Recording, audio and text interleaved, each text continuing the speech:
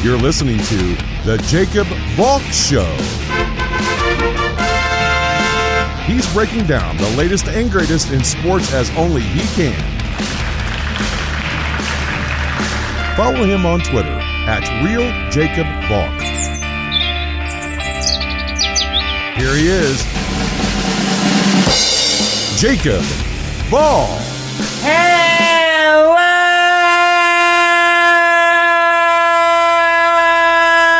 sports fans. Welcome to another edition of the Jacob Valk Show. I am Jacob Valk, and before I get into what happened yesterday, I just want to say a couple things. Firstly, you are going to get the Lew Freedman interview today, the author of the book on the 1980 Phillies.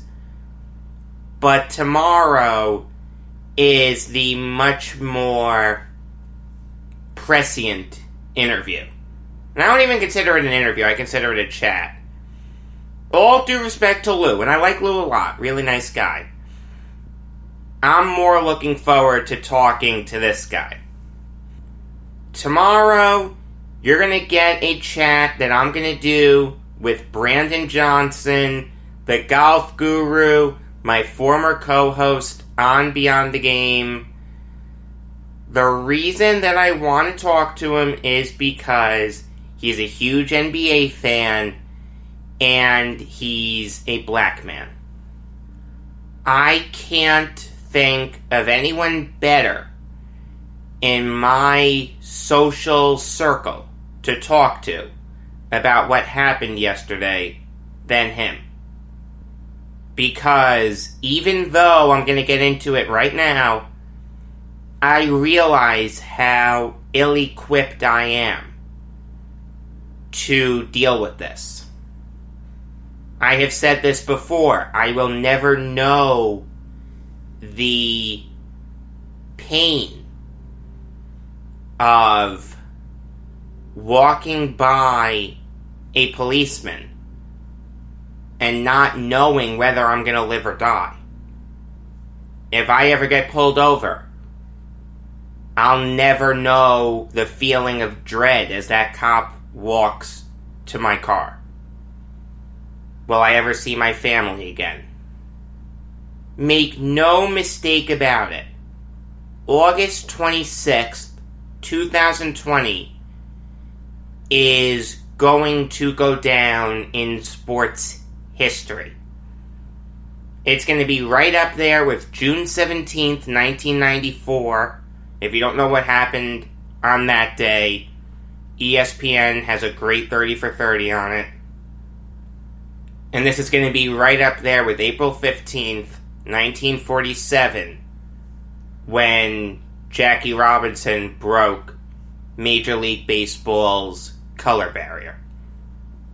This is going to be remembered in the annals of sports history forever as a day when players took a stand, a firm stand, more of a stand that's ever been taken before to support a cause that's near and dear to their hearts.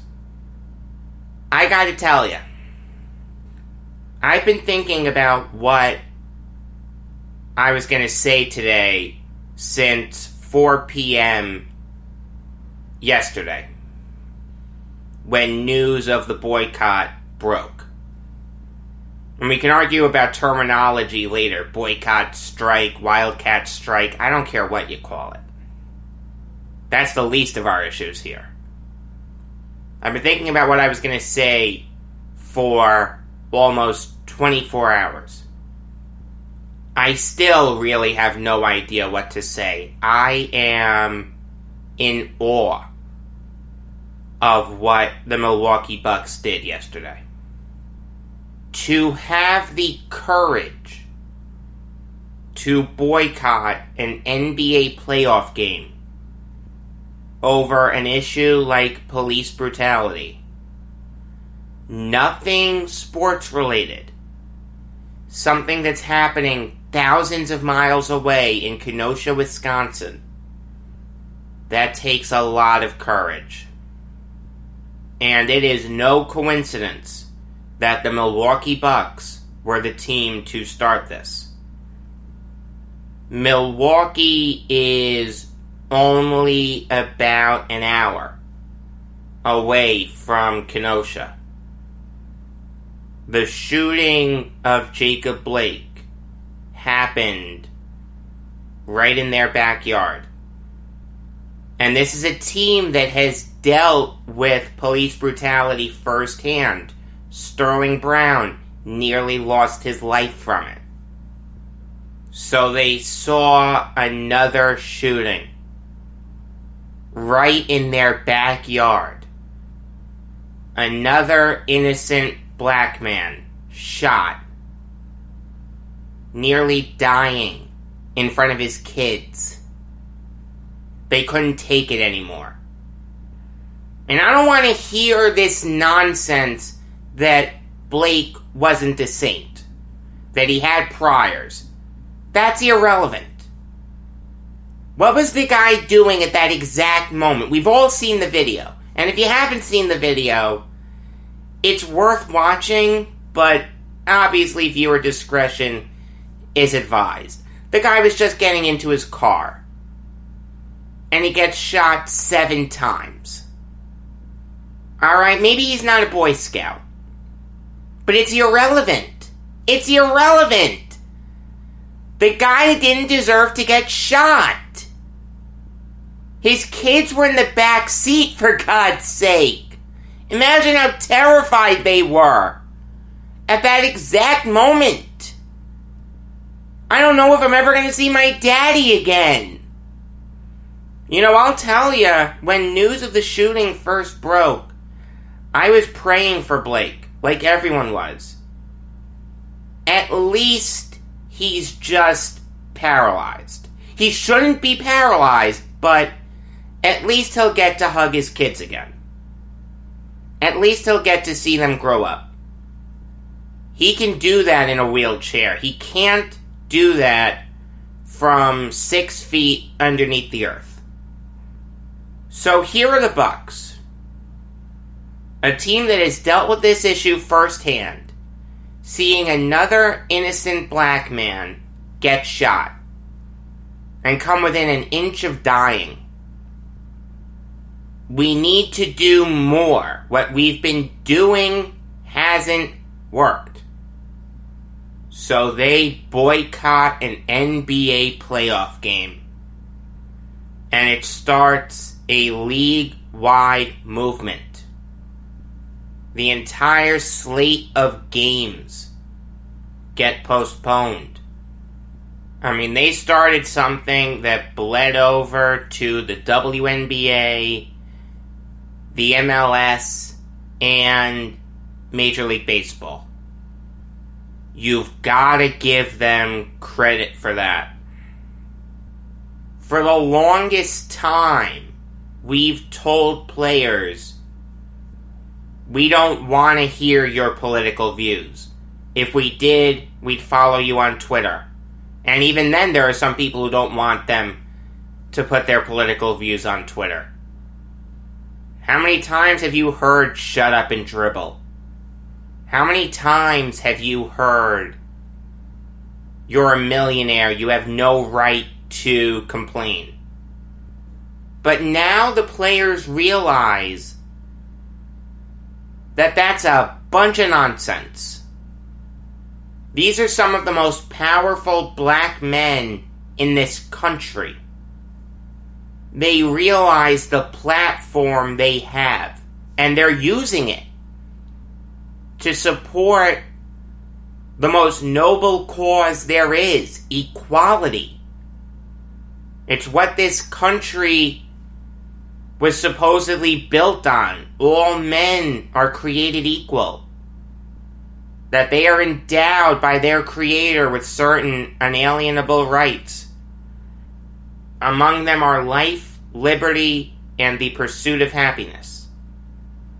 Took a long time for African Americans to realize those rights. Someone asked me yesterday what my thoughts were, and I'm not going to go through everything I said, but I remember one thing I said. I said, I'm inconvenienced by this, but I understand why they're doing it. As a fan, as an NBA fan, you have a right to be upset that you didn't see any basketball games yesterday. But imagine how upset black men and women are in this country, seeing their brothers and sisters get shot at the hands of people who are supposedly there to protect them. Imagine how inconvenienced they are when all they want to do is get home and they have to make a pit stop at either the hospital or the morgue. These guys are saying, you're inconvenienced? Welcome to our world. And they're right. They're 100% right. And how about Kyrie Irving, by the way? This has nothing to do with me being a Nets fan. And that may be a hard left turn, but there's no roadmap to any of this. How about Kyrie Irving saying before any of this happened, we may need to make a bolder stand than putting phrases on the backs of our jerseys or putting Black Lives Matter on the court. We may need to do something more drastic. He got killed for it. There are a lot of people that owe him an apology right now. He understood that if you want to enact big changes, you need big gestures. Like I said, there are a lot of people that owe him an apology. He was called the Great Disruptor. No. He's now the Great Unifier. If he didn't bring this up in the first place, I'm not sure if any of this ever happens. But that brings up a huge issue, and it's an issue that we've tried to dismiss, but now we're forced to deal with it. When is it okay for sports and politics to intersect? There are some people who will say never. I was speaking to someone today who said, I don't watch sports for political statements. If I wanted that, I'd watch Fox News or MSNBC. And I understand his point. But having said that, look at it from the players' end. They have this grand platform, a captive audience. You have a country that's been desperate for sports to come back. The NBA bends over backwards to facilitate a return to play. They get the site, they get the hotels, they get the tests, they get everything. The players realize that. And they're saying, thank you, we really appreciate it, but we want to use it as a vehicle for furthering a cause that affects all of us. And this is regardless of race, by the way. Okay, anyone with a conscience should be upset at what happened to Jacob Blake. Does it hurt more if you're black? Of course. Because there's the realization that that could have been you. If you're white, you don't have that feeling. But your heart has to break when you see innocent people get shot and come within an inch of dying. I don't care if you're black or white. It has to absolutely break your heart. Now, I will say, I understand the argument of people saying that this boycott was wrong. And I don't want it to come off like I'm playing both sides. I'm really not. I really honestly see it both ways. I know this is an issue that it's easy to get tunnel vision on one lane, whether you're for the boycott or against the boycott, but I don't have that tunnel vision in this case. You know me well enough to know that if I have an opinion on something, I'm not afraid to say it. I really see it both ways here. I understand the reasons for it. I just outlined them. But I understand the argument against it. I understand the premise of keep sports out of politics. There are a lot of people who look to sports as a distraction.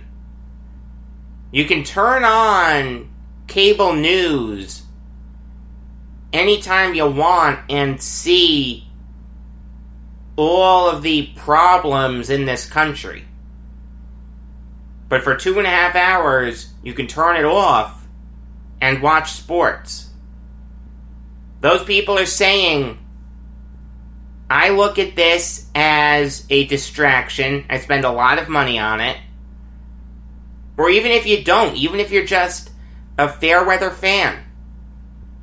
I don't think anyone really watches sports for political statements. I'll tell you, I don't. No one loves Garrett Cole more than me. But I gotta tell you, I don't give a damn what his political views are. And if he started expressing them during every start, it would probably drive me nuts. Same thing with a guy like Barry Trotz, or Sam Darnold, or Aroldis Chapman, Matthew Barzell, whoever. But having said that, those people realize the enormous platform they have. They really would be idiots if they didn't realize it and utilize it. You've given these players a megaphone, and you just want them to shut up and play? It's no different than what I'm doing right now. I realize the platform I have. I realize the responsibility that I have.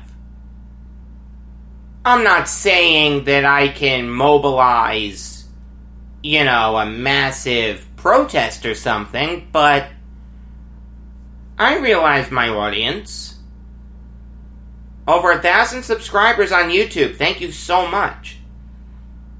I need to be careful of how I use that platform. I can either be a part of the problem, or I can be a part of the solution. That's what the NBA players are saying here. They want to be a part of the solution. At the end of the day, they have this immense opportunity to bring more attention to the Black Lives Matter movement than anyone ever has. it's very easy to turn off the TV and not think about the protests.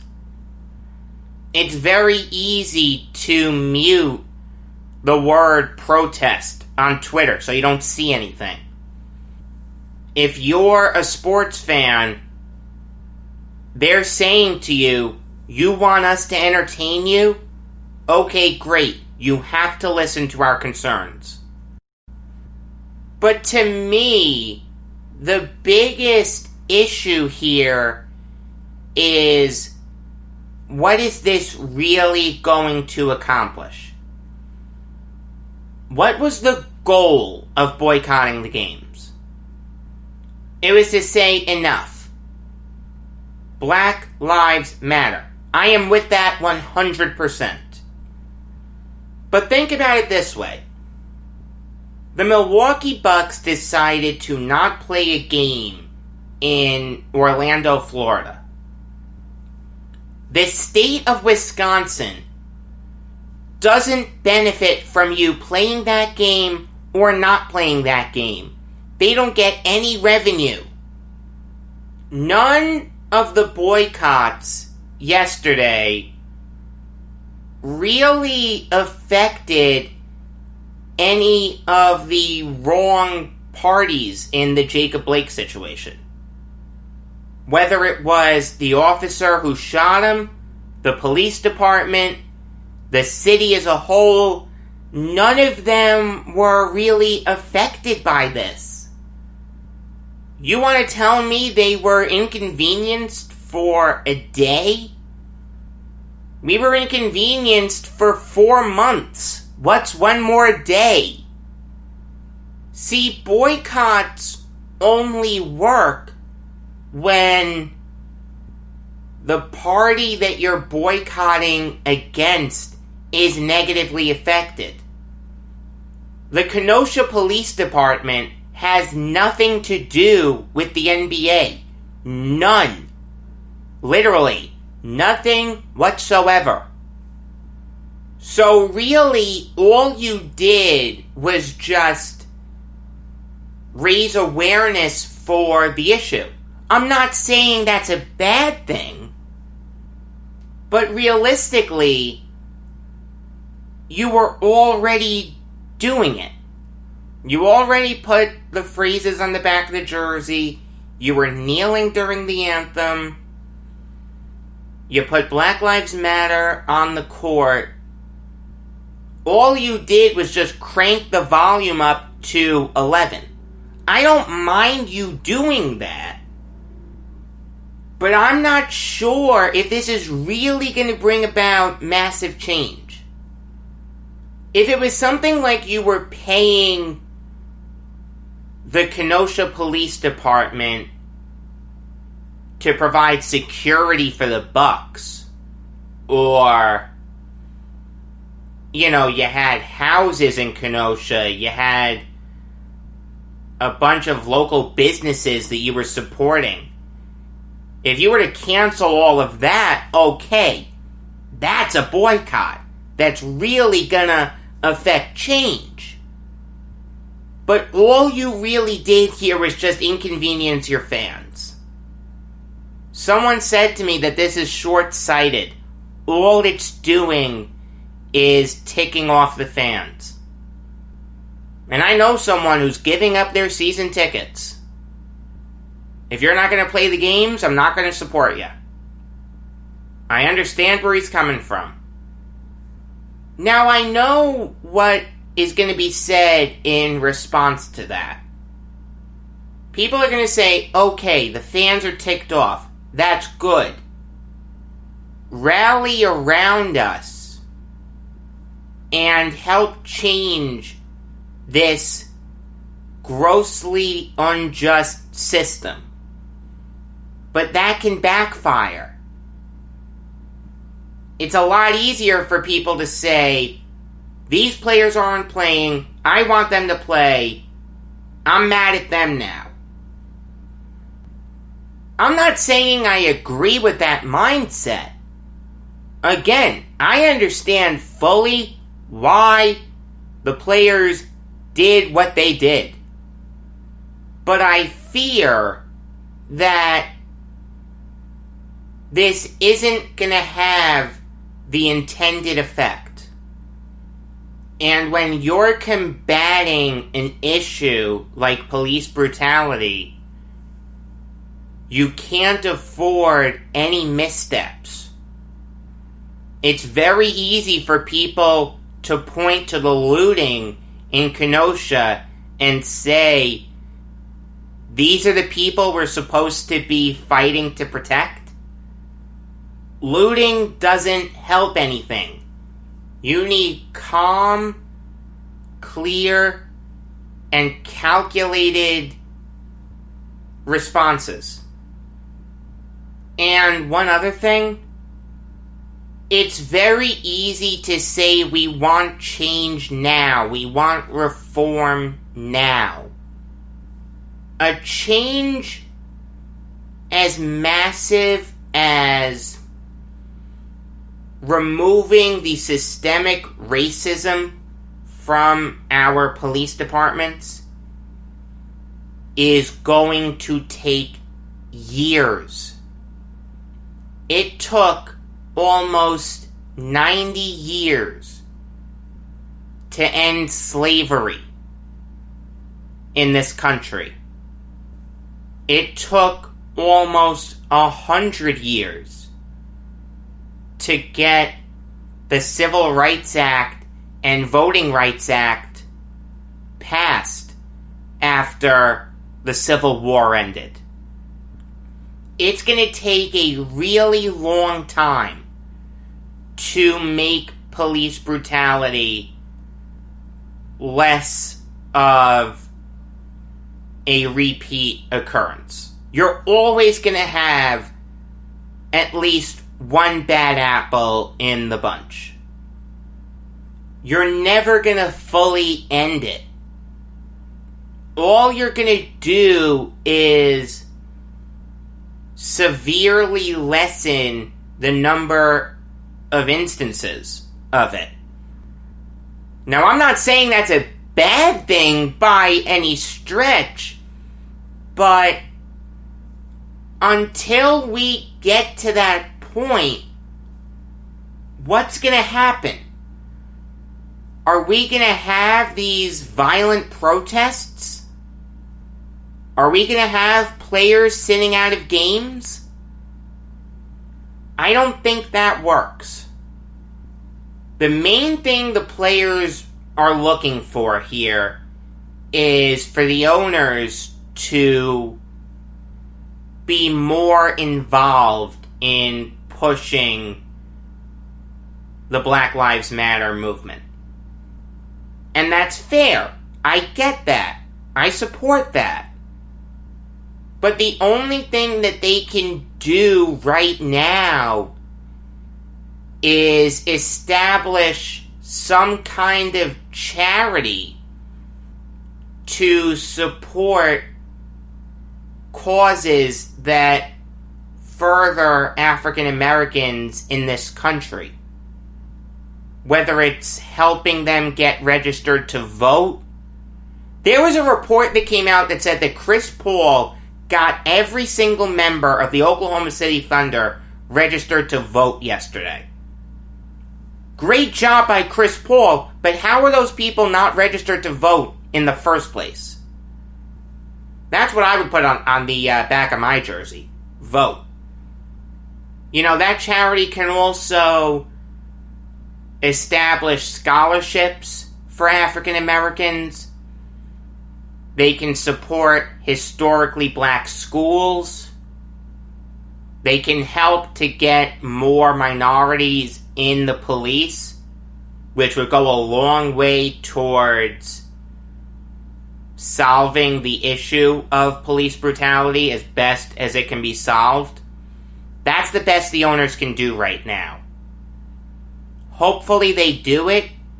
I think that's something they should do. Okay, one more final update, and this just broke as I'm recording this. Today's NBA games have been postponed But the players will return by the weekend and continue living in the bubble. They're also going to find new and improved ways to further the Black Lives Matter movement. Again, you have to commend the players for what they've done here. I give them all the credit in the world. Alright, now it's time to talk about the NHL playoffs, and I will start with Islanders Flyers. Even though the Islanders lost, you've got to be happy with how they played. They fall down 3-0 early. Semyon Varlamov, the hottest goalie in the NHL, gets pulled for Thomas Greiss, a guy who hadn't played since March 7th. A guy who hadn't allowed less than 3 goals since January 21st. I mean, I gotta tell ya, I thought about turning the game off. But I didn't. I stuck with them. And they made the great comeback to score 3 unanswered goals to force the game into overtime. And then Philip Myers scores on a crazy deflected goal. I understand that there are no points in the playoffs. The Islanders don't get a point for forcing this game into overtime. But I admire the resilience. The Islanders of the past would have just keeled over and let the game be a 10-0 blowout. Thomas Greiss coming in and stopping 20 of 21 shots was really encouraging. Even though he may not start tonight, it's good to know that he can come in a pinch and only allow 1 goal. I mean, we saw it with the Flames and the Bruins. Not every team has that luxury. I will say, though, the Islanders' defense did not impress me. With the exception of Adam Pelech, I don't think any Islanders defenseman played well. Green, Taves, Pulock, Mayfield, and Leddy. They all played like garbage. Leddy got undressed to allow Sean Couturier to get around him so he could score the 3rd Flyers goal. If you're Trotz, you have to put in Johnny Boychuk here. I don't care who you scratch for him. Boychuk needs to be in this game. As for the Flyers, they really didn't impress me. Yes, they got out to the great start, and I said that was what they needed to do, but after that, they took the foot off the gas. They played a lot of the game in their defensive zone. At the end of the day, against this Islanders team, you need to keep the pedal to the metal and keep going. No lead is safe, especially a 3-goal lead in the first period. A 3-goal lead in the third period, okay. Not a 3-goal lead in the first period. And one thing that would concern me if I was a Flyers fan, the Islanders have gotten to Carter Hart.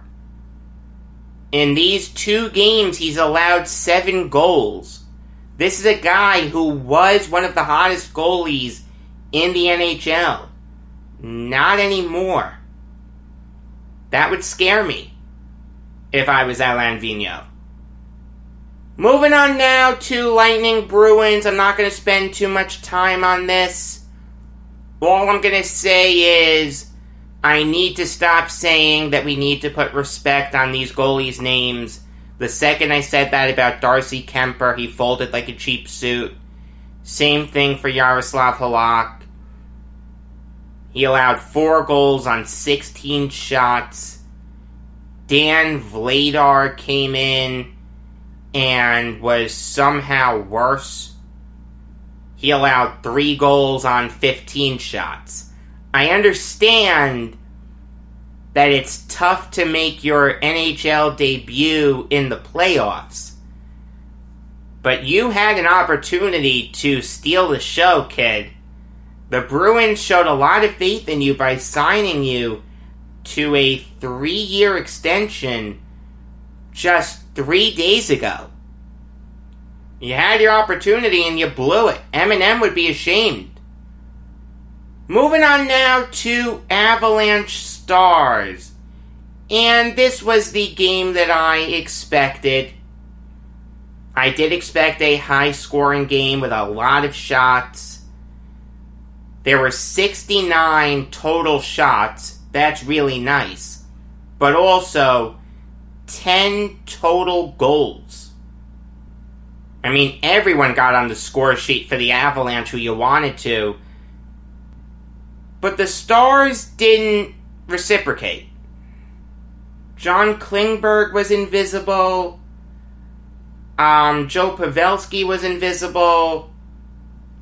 The Stars need those guys if they're gonna continue winning in these playoffs.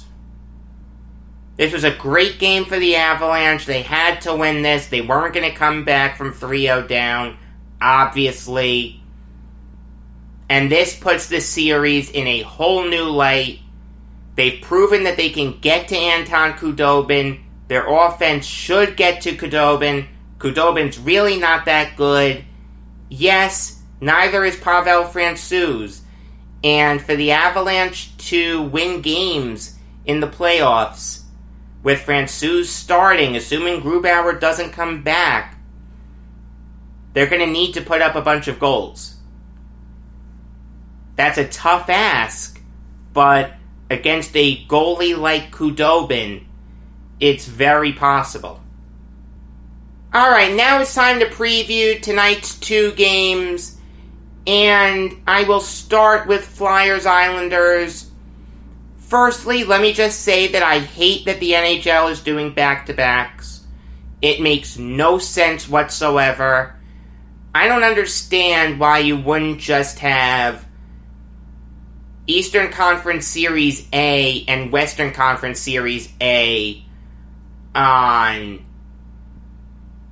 Saturday, Monday, Wednesday, Friday, etc., etc. And then the other series would be Sunday, Tuesday, Thursday, etc., etc. I don't get why the NHL is doing back-to-backs. That makes no sense to me.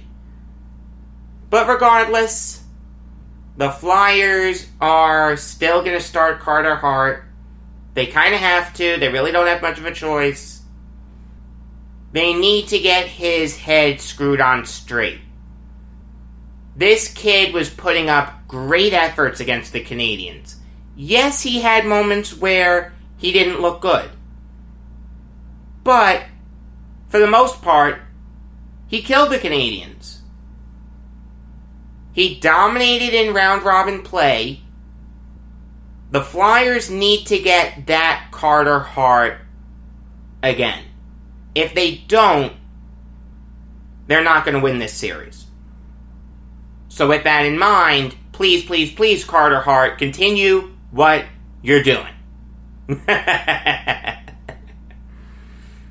As for the Islanders, I would say go back to Varlamov, have him on a short leash, but I don't like the idea of starting Thomas Greiss on the second end of a back-to-back when he played a bunch yesterday, and he hasn't played a lot recently. Have Varlamov on a short leash. I don't mind that. But Varlamov needs to be the guy. Also, I said this before, I'll say it again. Get Johnny Boychuk in this lineup. I don't care who you scratch. Moving on now to Golden Knights Canucks. For the Golden Knights, they really need to shut down Tyler Toffoli. Tyler Toffoli is the X factor in this series. With him being back and not missing a beat, the Canucks are a really, really scary team. The Golden Knights don't have a player that can lock him down mano-a-mano. But having said that, you just have to communicate properly, get him off his game with some big hits. You have to neutralize him. It's just that simple.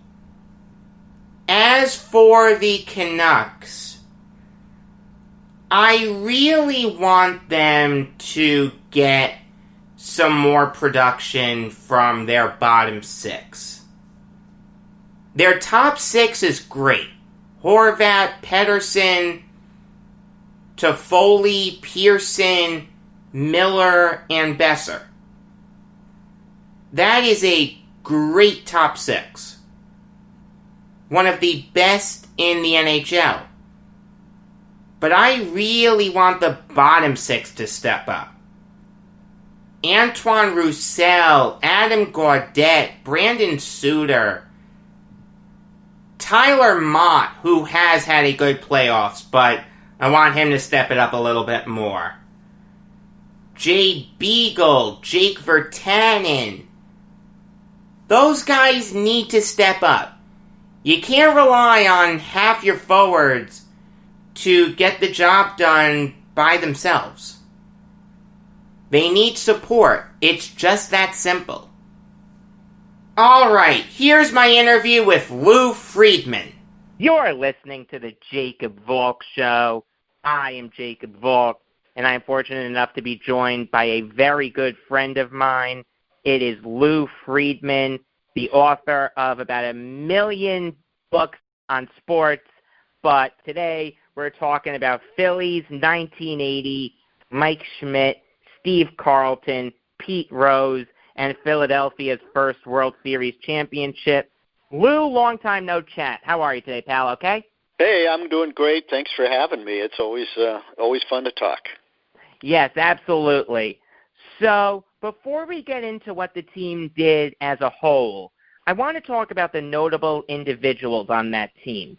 What can you tell us about Dallas Green? There's a guy who it seemed like would go out of his way to make enemies as the manager. He was not your average father figure manager. They wanted him to be tough and the management, when they hired him, wanted that team to live up to its potential and finally win one. So his marching orders were win at all costs. If people get ticked off with you, that's okay. You're not here to make friends. You're here to win. So that's always the first impression of Dallas Green. Right. So can you lay out what Larry Bowa did in 1980? He was not the most famous guy on the team, but he was a longtime Philly he's one of those guys who wore his emotions on his sleeve. He would bleed to win. And, he was a very, very good shortstop, but he was not a superstar going to the Hall of Fame like a Steve Carlton, Schmidt, or Rose. But he's the kind of guy you want on your team to help make it a winner. He's a guy who had the spirit. Every once in a while, he might go over the edge, and the manager would take him aside and say, okay, that's enough. But mostly, he was such a great addition to the team and such a great Philly, I guess you could say. No, of course he was, no question. I remember at the end of Torrey's time with the Yankees, Bowa was the third base coach, and I remember getting a kick out of watching him coach. Do you remember him with the Yankees? Oh, just a little bit, because he's always lodged in my mind with the Phillies, even though he did other things and coached for a long time. But he kind of sticks in my brain in that Phillies uniform. Oh, of course. So, would you be able to describe the 1980 season for Lefty? Well, Mr. Silence, that was the other thing. Back then, people... it's 40 years, which seems amazing to me, too, that much time has passed. and I got old in between. But Steve Carlton, Steve Carlton was a great pitcher in 1980. I mean, and he had a great career, and he ended up winning, 320-something games, and, which is just a statistical measurement of his greatness. But he did not like sports writers, didn't want to cooperate, didn't want to talk after games, before games. He never, talked to sports writers. So he was, the big silent question mark about what he was thinking about. When Carlton started a game, the catcher would often speak for him afterwards. What did he throw? Instead of asking the pitcher, when they hit that curveball, did they hit the curveball to right? You ask the catcher, what did he hit to right? That kind of thing, because he was never available. He was always hiding out in the trainer's room. And he stuck to that right through the World Series. The famous Philadelphia Inquirer sports columnist Bill Lyon, who passed away last year, when the night that the Phillies won it, he wrote about Steve Carlton in the trainer's room by himself, sipping champagne by himself, sort of his lonely celebration, I think was the theme of his column. Talking to Lew Freedman, the author of Phillies 1980, Mike Schmidt, Steve Carlton, Pete Rose, and Philadelphia's first World Series championship. So what can you tell us about Gary Maddox? Gary Maddox was one of the lower key guys. That was a team that was loaded with strong personalities, sometimes for the good, sometimes for the bad. Some guys got angry all the time. It was really one of the first teams that really seemed to hold such a grudge against the media, and more guys who refused to talk, and guys yelling at each other. And yet other guys on the team were wonderful guys. And Gary Maddox was sort of one of those tweeners. He was just sort of a guy who minded his own business and was quiet. But the description of him was, I'm trying to remember the line that the broadcaster had about him, was so, such a great fielder that, 75% of the earth is covered by water and Gary Maddox covers the rest, something like that, because he was had great range in the outfield. It was something close to that. He just could move out there, and he was a great fielder. Yes, he was. I mean, he was a good hitter, but he was a great fielder. No question about that. I mean, the guy won 8 Gold Gloves. He was doing something right out there, right? Yeah, I mean, I wonder if he's got them all lined up on a shelf in his living room. I would if I was him. Yeah, that would be a great place to have him, Yeah, of course. And it's certainly something to be proud of, too. Oh, of course. Often, as they say, fielding is so underrated, but it's a big deal, and if you are that good, it's good to be proud of that. No question. So, speaking of outfielders, not as good with the glove, but better with the bat, can you lay out what Bake McBride did in 1980? He had a very good season. McBride, he was one of the fastest guys on the team, and he had a very good hitting year. He was one of those guys who was also a little overshadowed. They had good guys, good players at every position who might have stood out more on other teams, but, when you've got 3-4 Hall of Famers in the lineup, and you're just an all-star sometimes, you can be overshadowed. And McBride kind of was in that realm at that time. And he was, I think, the most valuable player in the National League Championship Series against the Astros. He had big hits at the right time. And the crazy thing about that Phillies, for as talented as they were, they added drama to everything.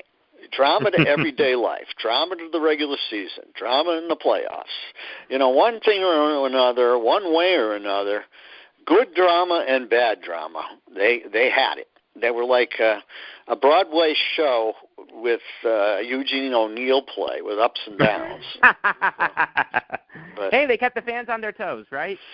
They kept their fans on the edge of their seats, and when, of course, given it was Philadelphia, if the fans didn't like it, they booed them. They finally got over it at the end, though, and finally gave him the greatest cheer of all at the end. They deserved it, no question about that. So, Would you be able to describe the 1980 season for Tug McGraw? Tug was my favorite guy on the team, at least personally. Him and Pete Rose, the guys that I liked the best, got along the best. I was at Tug's house once for a feature. He's just a great guy who was a very witty man. It was such a shame that he died young. I think he was about 57 from his cancer. And it would have been so wonderful to reconnect with him and talk to him later in life. And I rereading all the stories, the ones I wrote, the ones other people wrote. It was just, he was such a funny guy that year, always had something entertaining to say. And he was Mr. Clutch in the bullpen at a time period where those closers still might pitch 2 1/3 innings or almost 3 innings sometimes, as opposed to the 1 out and you're on the bench kind of guys. Or is that illegal this year? I'm trying to remember with the new rules that you have to pitch a whole inning. But you know what I mean.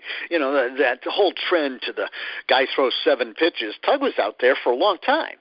And he also, you know, he came through always in the clutch, and then he was a guy who jumped in the sky when it was over. So the visual image a lot of people have when the Phillies won the title was him jumping in the air, almost like a Maasai warrior, straight up and down like a pogo stick, in that celebration. And he deserved it too, because his arm was about to fall off, because he was a tired reliever at the end.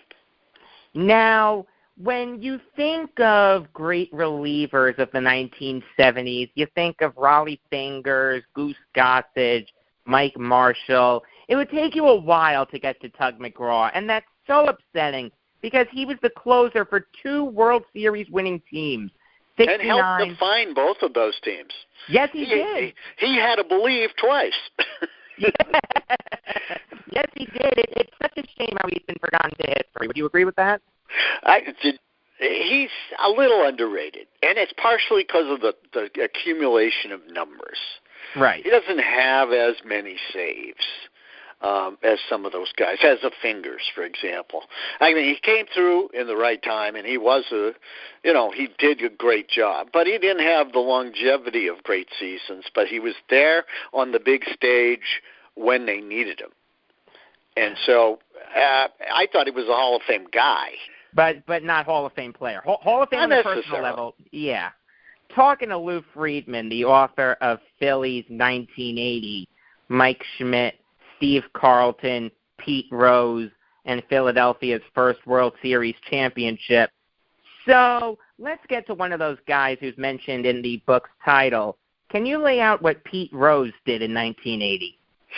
The Phillies basically added Pete Rose so they could win. They wanted the difference between winning, getting to the playoffs and winning the division title and winning it all. That's what the front office had in mind when they went on the free agent market and got Pete Rose. The year before, that's the thing, and it didn't work the year before. Rose was fantastic after he signed with the Phillies, but the other guys had a letdown, and that's when they made the managerial change to Dallas Green. I mean, Rose came in and did what he was supposed to do. I think he hit about .330 that year, and he didn't hit as high in 1980, but he did everything else. He was a life and gave life to the clubhouse.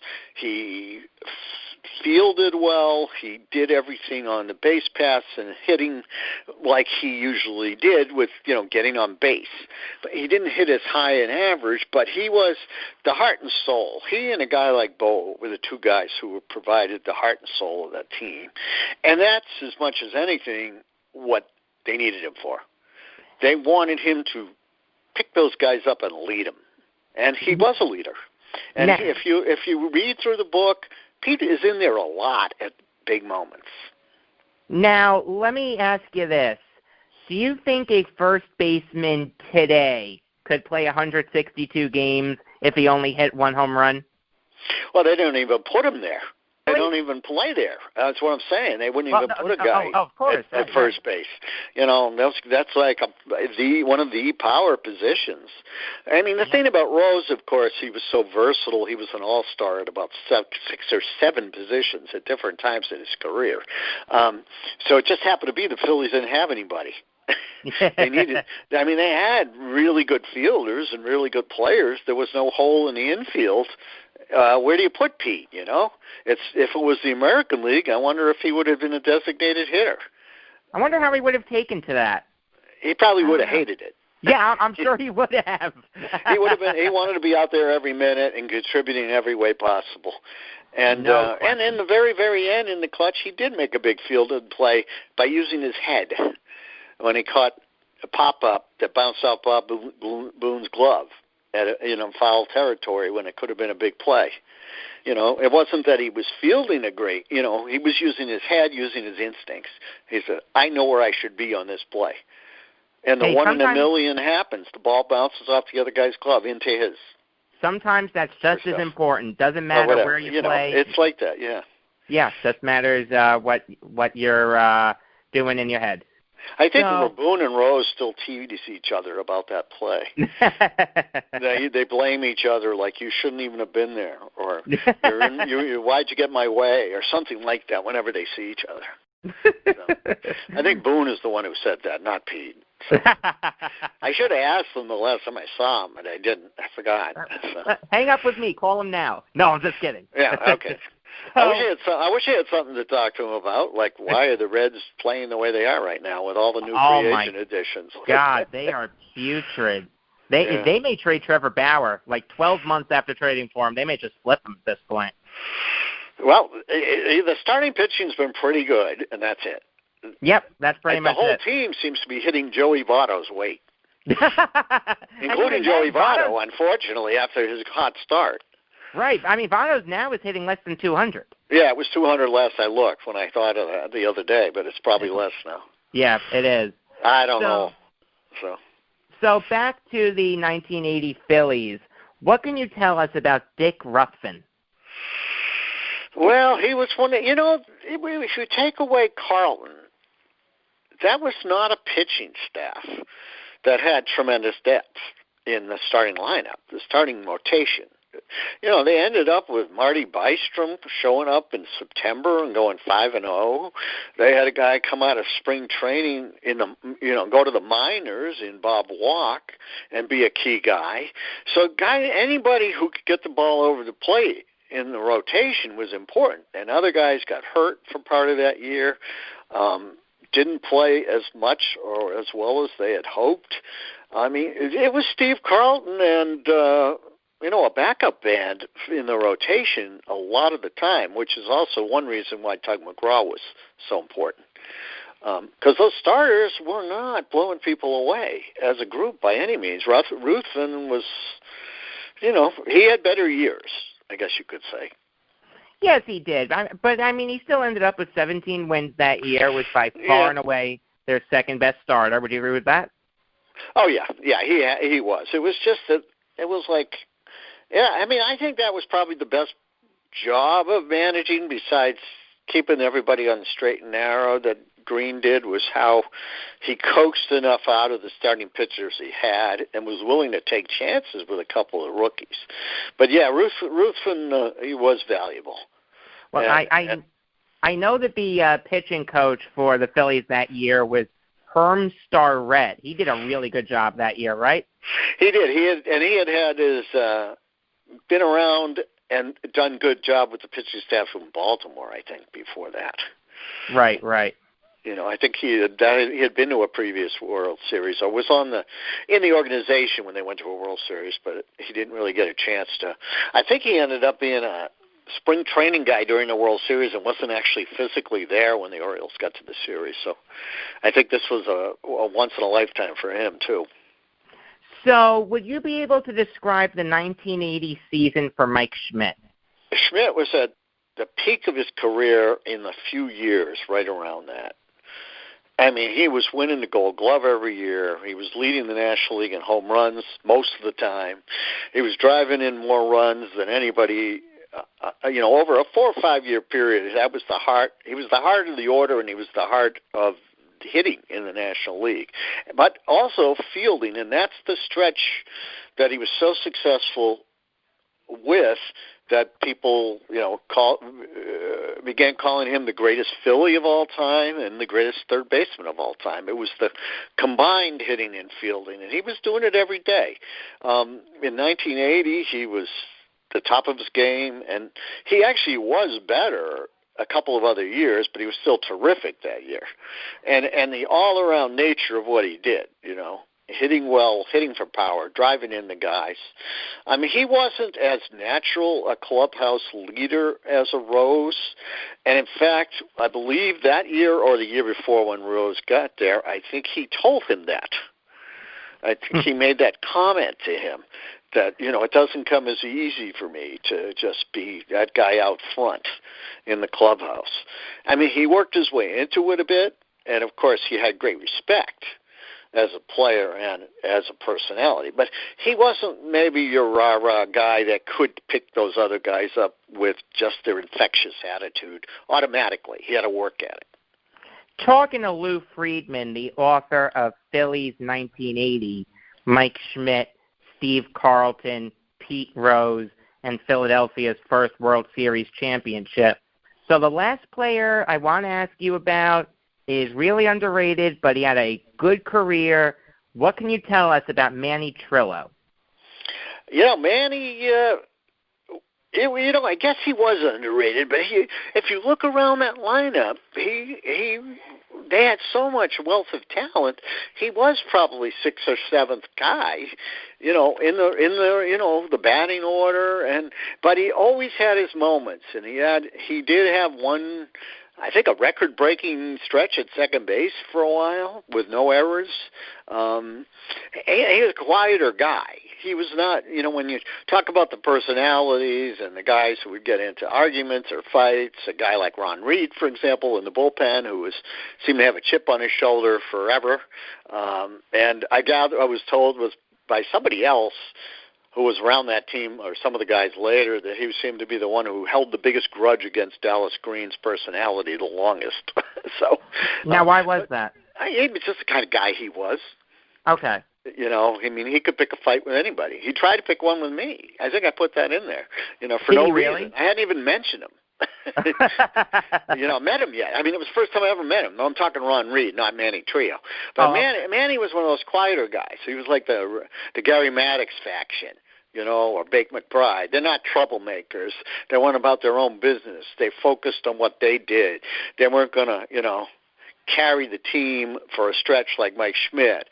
Boa was always going to have his say. Pete Rose was always going to have his say. We didn't even mention Greg Luzinski, who kind of had an off year but had his moments. Yeah, that's why I didn't mention him, because he was so bad that year. He only had 228. Yeah, it was like totally out of sync with, when the whole team was in sync. Although he did hit the second most home runs for the Phillies that year with 19. Yeah, I mean, that's what I was saying. He did have his moments, but he didn't get into – he struggled, and as a result, he played in fewer games than he might have, too, because you have a guy like Lonnie Smith coming along. Right. Outfielder who nobody saw coming and had one of the greatest perhaps the highest average of his whole career, and he had a long career. Yes, he did. I think Lonnie played like 17 years and went on to other teams and had success there, but never – I think he always said that was his favorite year. I'm sure it was. I mean, coming up as a rookie, finally making it, hitting well, being on a World Series champ, So, and still being fairly young.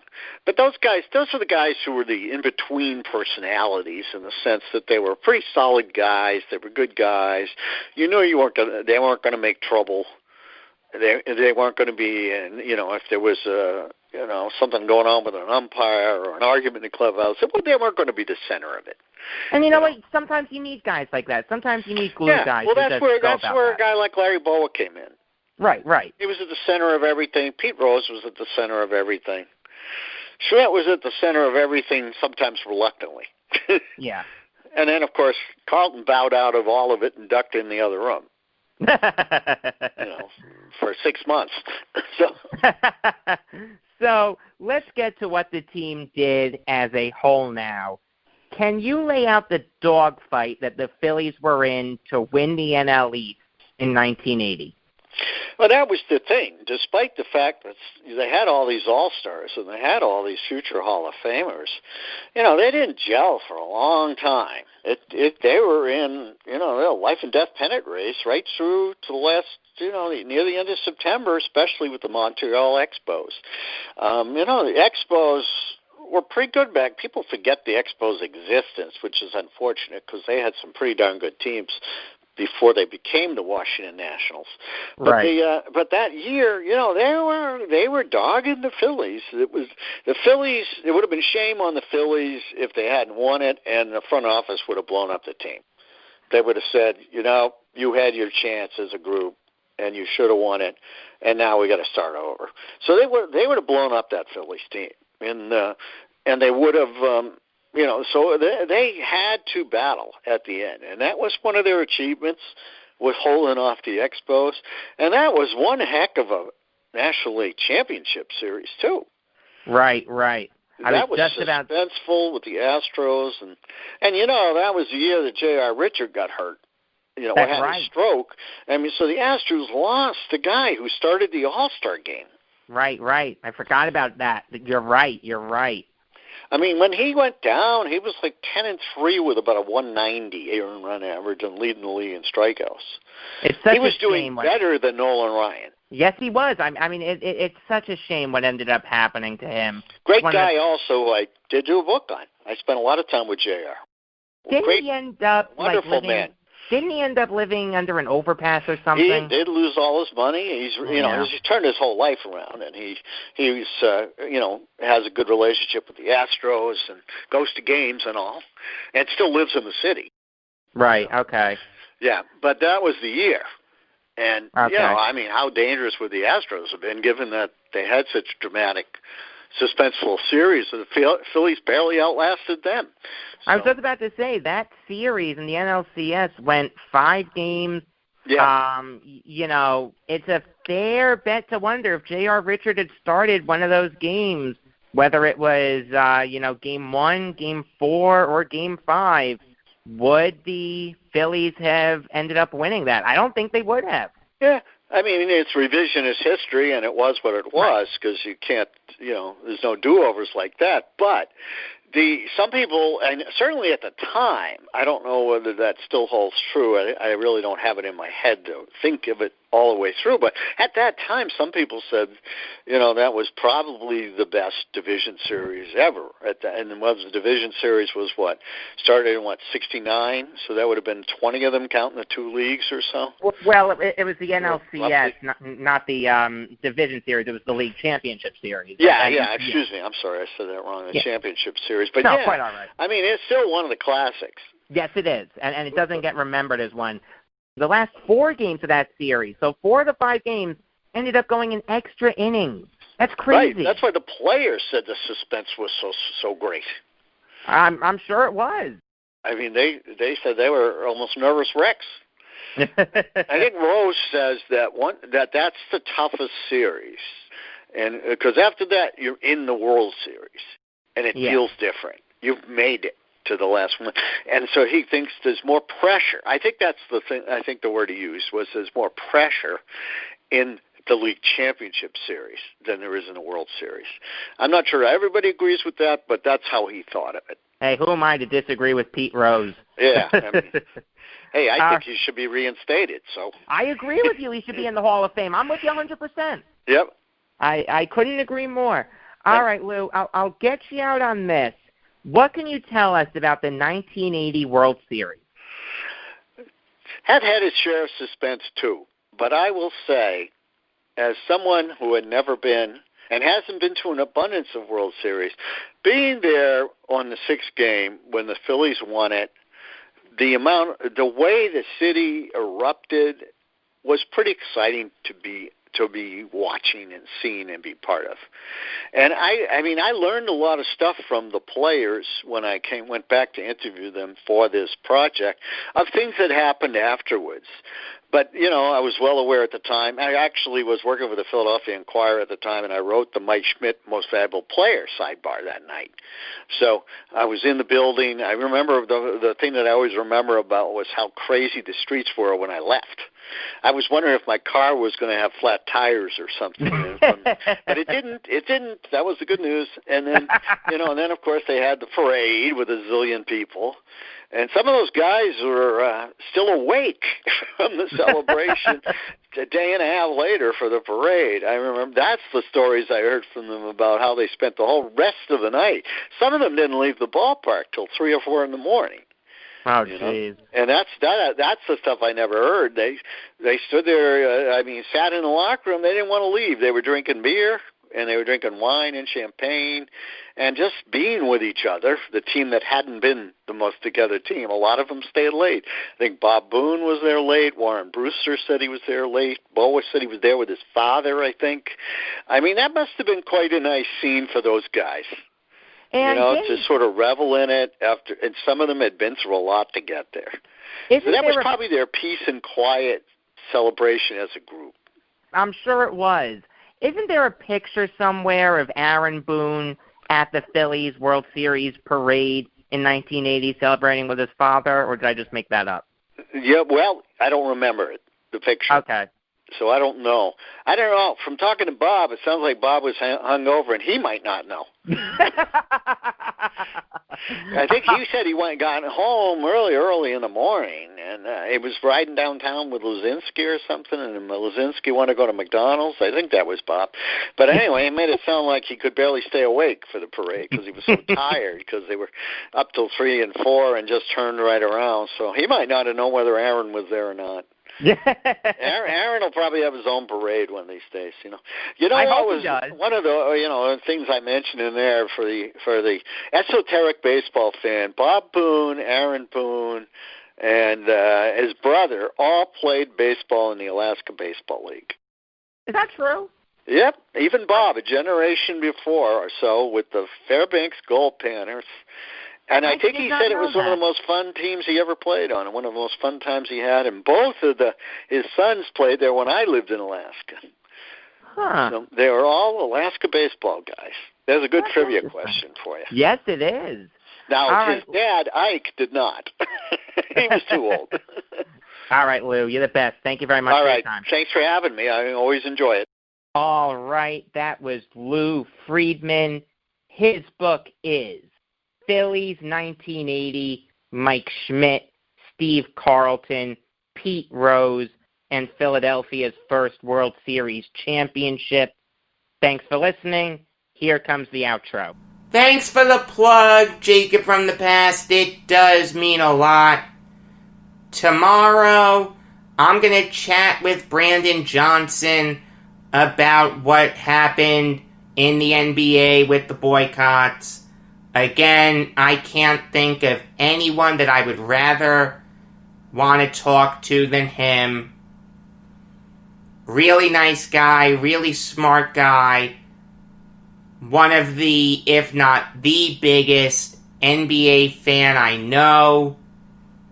Until tomorrow, I am Jacob Valk saying that the last time I hit a home run in the bottom of the ninth to win a game was in out-of-the-park baseball.